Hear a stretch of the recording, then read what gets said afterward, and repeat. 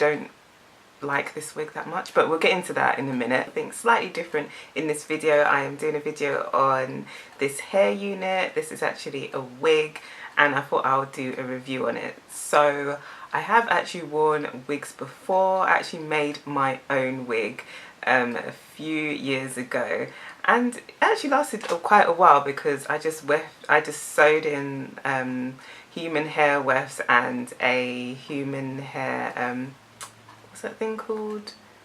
Oh my gosh, frontal piece. That's what I sewed in, and it was quite good actually. I can't even remember how I did it. I wouldn't be able to do it now. I just don't think I had the time or patience to do it now. But I went off wigs for quite a while. Only in the last few weeks I thought I want to try wigs again, and I've been looking online. I actually wanted to get an ultra wig. Did I say that right? Ultra. But I couldn't really find any in the stores.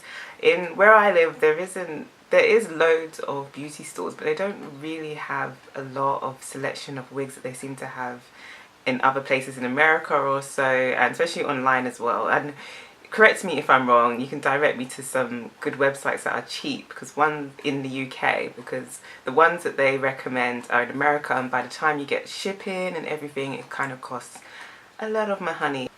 So this is what the wig came in. So it is Sensational Swiss silk based 4x4 Swiss closure Empress lace wig, and it is in Vivica, and I got it in a 2. They didn't have it in a 1B, but I'm kind of happy that I got it in a 2 because it would have looked a bit too wiggy if I got it in a darker colour. So it has this sort of silk, Swiss silk 4x4 thing, which is this bit in the middle. So it says that you can move it around, like you can either have it in the centre, on the side, or on the other side. And to be honest, that doesn't really mean that you can I pushed this back quite a lot, so don't look at my hairline because this wig is like all the way back. But so as you can see, it's not even forward. But anyway, yeah, it doesn't mean that you can sort of part it anywhere. You can, I suppose. There's a part in, you can have it like, oh my god, that looks weird. I'd have to switch the thing around, but no, I've ruined it. There we go. So you can switch, you can't really switch it around. This means that you can move the closure around on your head. So you can move the wig around, so you can move it to the center, or move it around your face, around your head basically. So my thoughts on it is, it actually feels really nice. It kind of comes down here and it comes to here, so it's kind of a good length. It's sort of like a little bit long. It's kind of the same length as my natural hair. It's probably just a little bit longer, but I just really trying not to straighten my hair, so I thought I'd try a wig. But this wig, I really don't like it.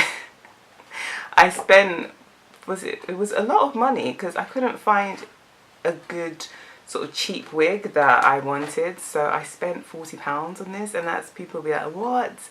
But I couldn't find one that was sort of lightweight and everything, but I regret it now. Probably people will say, oh my god, you wasted like 40 quid, but I don't know, I just feel like maybe sitting down on camera it's fine, but going out, I'm afraid that it will just, this parting just looks really, really fake. And I prefer, obviously you have to spend a lot more money on wigs that will look more natural. I don't expect it to look that natural. You kind of get what you paid for, really. But this filming's making me thirsty. But yeah, I don't know what I don't know, it just feels like I had to lighten it, but I lightened it a bit too much. I find it quite bulky. I've just cornrowed my hair, cane-rowed it all the way back in probably like 8 cane rows to kind of make it flatter. So I wouldn't really recommend this unless you like rocking these sort of wigs where you can blend it well, but I don't have the patience. I'd rather just have one where it looks a little bit like more realistic in the sort of parting area bit, because it just feels a bit, I don't know, bulky. I suppose you could wear it if you're going out to like a dark restaurant or something and people won't really see the closure that much, this bit that much where it joins. But yeah, I probably would invest, for myself, I probably would invest in one that looks a little bit more realistic, to be honest, because I don't even know, I haven't been in the wig game for ages, and when I was, I bought really cheap ones that looked terrible, or I made my own, and I'm not making my own. So if anyone has any advice on some good places to find decent, realistic looking wigs, because I really don't like this sort of wig look. I kind of like it when it's a little bit, looks like you can, ones where you can part it anywhere basically. I was stupid. I went in the shop, I wasn't really like researching what I wanted. I did, but the ones I wanted weren't there.